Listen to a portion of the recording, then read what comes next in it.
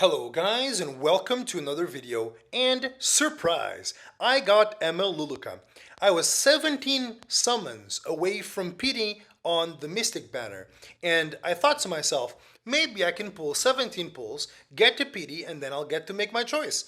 I pulled 3 times and I got Luluca. So no, I did not get to do my choice. But at the same time, it's fine. I was already looking into her to see if I could, actually benefit from having her in my team. She has everything that I normally need in a DPS, except AoE. But she actually makes up for that AoE by the amount of times she can actually attack and by her cooldowns, so it's actually going to be okay.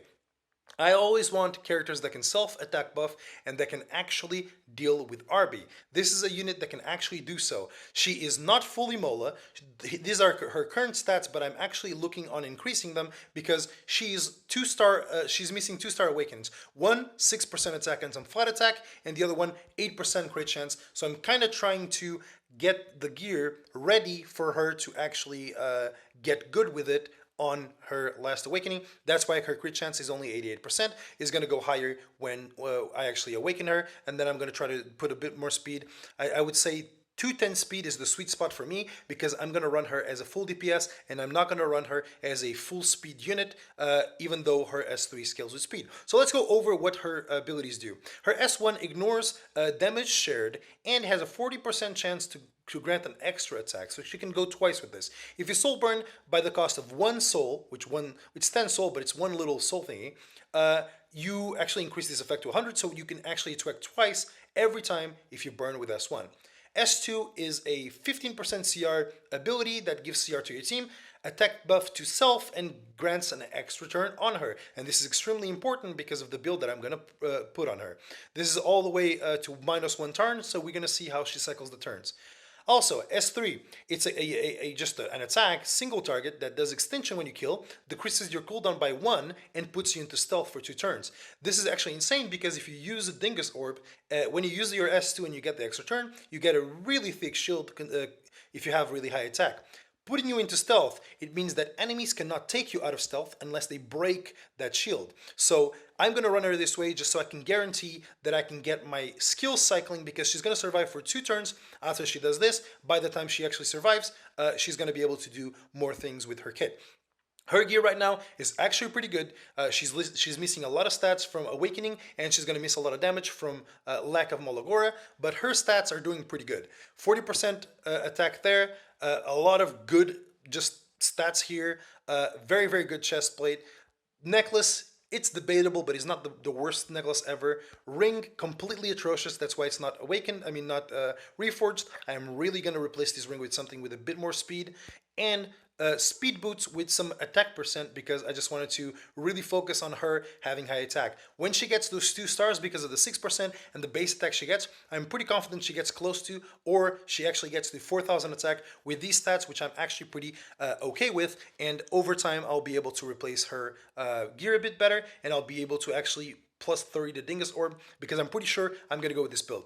There are other optional builds like Time Matter. Time Matter is going to be a very, very good thing to use on her because of her S1, and because when you kill someone on Time Matter, it actually reduces your cooldown by 1, which actually makes her rotate a lot. A lot of people are also using Spirit's Breath, so she can actually reduce her turn on S2. This one for me, not very good, because when she uses that and she actually gets the proc, her S3 is already going to be on cooldown, so it doesn't really matter, but over time in a long fight is actually pretty good as well. So that's the possible builds that I know of right now, but for me, Dingus Orb is going to be the best one, because I'm going to try to make her with this stats and a bit more attack-sided, so I can get a thick shield, protect myself, and get more turns this way. So that's how we're going to use her. We're going to jump right into RTA, and that's how we're going to test her. We're going to run her on our normal cleave comp because she actually fits there, and we're going to just replace Pavel or Blingo with the comp depending on what the enemy will take.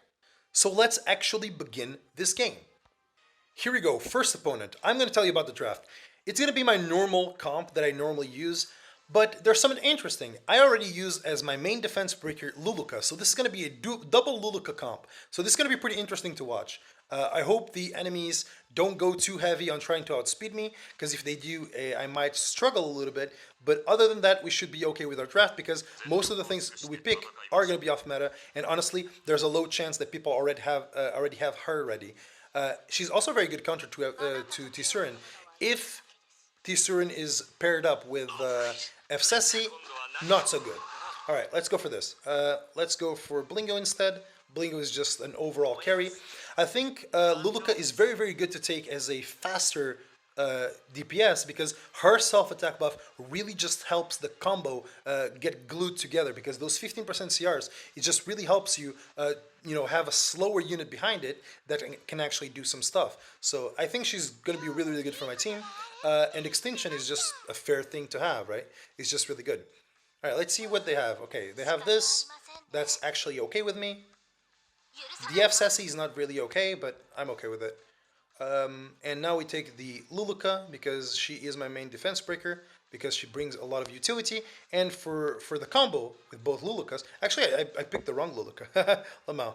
Alright, let's pick this Luluca. I almost effed up there. Alright, so she's still missing Star Awakens.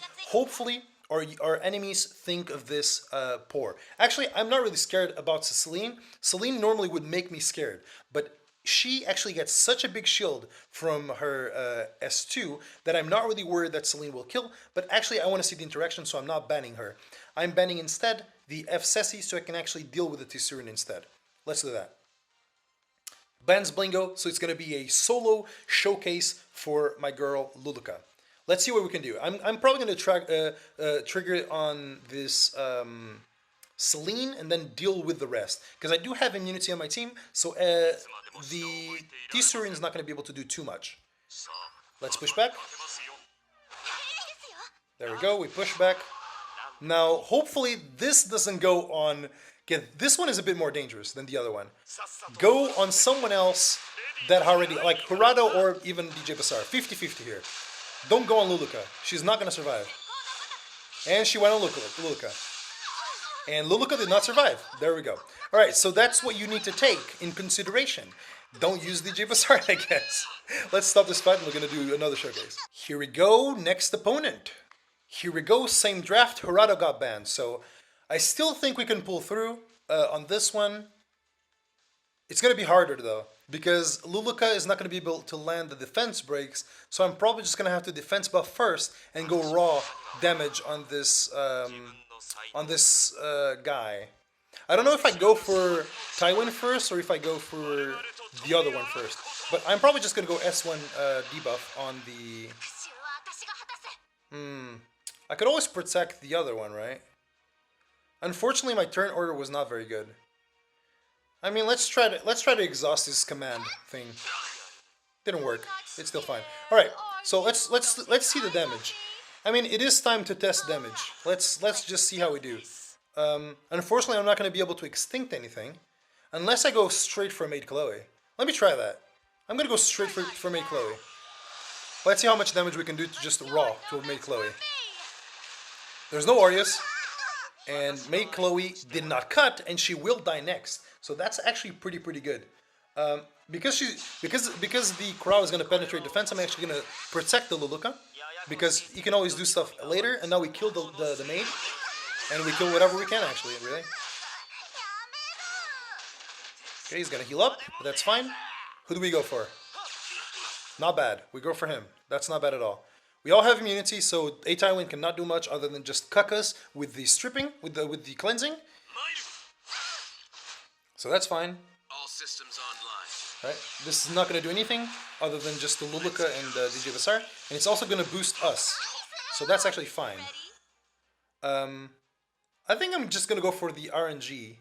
Actually, there's no point in going for the RNG. I still have my shield. Let me just kill him. The 40% proc, that's good. Let's go for him. Now let's defense buff so we can actually get the damage to our face without dying. That would be good. We still have stealth, but I'm pretty sure the A-Town is going to provoke me. So that's going to be a little bit troublesome, but honestly, it's not too bad because MLKen's dead. And now it's just a Taiwan versus the world, and it probably isn't even a Taiwan versus the world. It's just going to be a Taiwan dead. Here we go. And there you go. She pulled her weight. She actually did quite a bit there. So that's not a bad showcase at all. So as you can see, she does a very good replacement as a second DPS for my team. So yeah, that's pretty good. Let's go for another fight. Next opponent. Here we go. We drafted. I'm pretty sure the ML Luluca is going to get completely off the team here. But I don't actually mind it too much. I'm going to go ban the Celine. Or do we want to deal with the RNG? I mean, they're still level 50 units. I'm probably just going to have to deal with the RNG. Goes for Blingo instead. I don't know about that. I don't know about that one. So, who takes first turn? Is this like some weird stuff that he's doing? Is he really extremely fast or something? I don't see it. I don't think it is. I think it's just going to be a straightforward snipe the RB moment, right? Don't think there's much else that's going to happen either, so... I think it's just going to be defense break into snipe. I mean, this just boosts me, so it's fine. Yeah, even though it boosts me, I'm pretty sure RB cannot survive just her raw damage. She does have pretty good damage on her S3, even just to break through DPSs. Like, I've failed to crit and still killed. So as you can see, 19k no defense break. It's very good damage. Let's just defense break everyone, just because it's fun. Luluca self-protects. That's why I like her so much as well. She's kind of like Blingo, self-attack buff, and then she leaves her turn after with a bit of self-protection, which is pretty good. As she gets higher attack and higher level Dingo's Orb, she's going to get a bigger shield, and that's going to be really good. So Maid's going to cast Revive, but it shouldn't be much of an issue. They're still defense broken, so they're just going to pop. I do have plenty of souls on these comps, so I'm just going to use them, because why not? Alright, so he's going to go for probably my DJ Bassar. I have to salute this man for building Soul Bad Guy. Pretty good nuke, gotta say. Very nice nuke. And now, it's what they say, it's my turn. Let me kill the maid, and then proc onto someone else. There you go. If my S1 was Mola, that was 100% 2 revive pops. But it's not Mola at all, it's just 2 Molas. Still has a lot of damage to get. This is going to give me CR, so I'm actually okay with it. As long as they keep hitting that, they're probably just going to make her deaths a bit swifter. There she goes. And now we just go here. We kill, and then we go on someone else. I mean, I'm getting pretty lucky with the targets here, actually. That's not bad at all. That's not bad at all. Alright, yet another victory where she actually pulled her weight again. So let's hopefully get a harder opponent next time, because this one, I'm still in low, and kind of in low gold. So maybe we can climb more now, just because Luluca testing is going to be fun. Here we go, next opponent, and of course, always the same draft. Here we go, here's the next comp. I don't know who he's going to ban, but... Oh, Hirado. Alright. So hopefully they don't have a lot of immunity, otherwise we're going to struggle a little bit. But honestly, there's a lot of damage in this comp, so let's see how much we can do. And there is not just a lot of immunity, there's a lot of immunity. So I think I'm going to go for Charles instead, at first. We're going to go for defense buff here, which is not really for anyone, really. I just want to cast defense buff just because she's probably going to lose it here. But I am going to take out the Charles, just because Charles is the only one that can strip me, and stripping on my Blingo is going to be pretty bad. Oh, counter. Nice one. She's not going to die because her shield does protect her a bit, as you can see. Like, it's not just a bit, actually protected her a lot. That's why I really like the Dingus Orb, because stealth reduces damage, and then the shield is just going to make you really hard to kill. So now we get rid of the Charles, which is the main threat here. And hopefully we go on someone else other than Crow. Or just go for Crow. I mean, that's not good either. I mean, it's still fine, it's still fine. If we get another turn, we can go double down on the thing. So he probably has to S3 here. So I basically think it's the GG. Pretty sure it's GG now. I think it's just gonna go for my DJ Basar. Yep, he does go for my DJ Basar. But honestly, this kind of seals the deal. Because, like, I'm gonna go burn on her. And now, she still has invincibility. Well, I didn't crit. Alright, fair. She is gonna die now. But Blingo can still do it. Blingo can still deal with this. Especially now that Crow is defense broken. So it's actually fine. Even if he heals a lot from this, we're still gonna be okay. She didn't die. She's chunkier than I thought. And this Ken is also chunkier than I thought. Oh, the Idol Shear kind of saved it, huh? Actually, Blingo still has his attack buff, and Ken is really slow, so we're just gonna go like this. And now we're just gonna go like attack down maybe, or defense break, and it's just easy.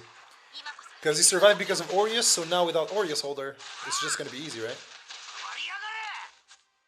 Yeah, let's just overkill, because overkill is fun. Let's see how much damage it does. Yeah, 35k. I don't think there's a 35k HP ML Ken out there, so it's all good. All right, guys, that was the last fight. I really hope you guys enjoyed this video. If you did, leave a like and subscribe. And for some reason, YouTube is not recommending my videos a lot anymore. So if you guys could do me a favor and hit the bell button, I would appreciate it a lot, because now I'm doing content on multiple games, and it's kind of like I'm kind of waiting for YouTube to do something, but sometimes it recommends videos, sometimes it doesn't. So if you want to watch more videos, please hit the bell button, and that's it. Hope you guys enjoyed today's video, and I'll see you guys on the next one. Bye bye.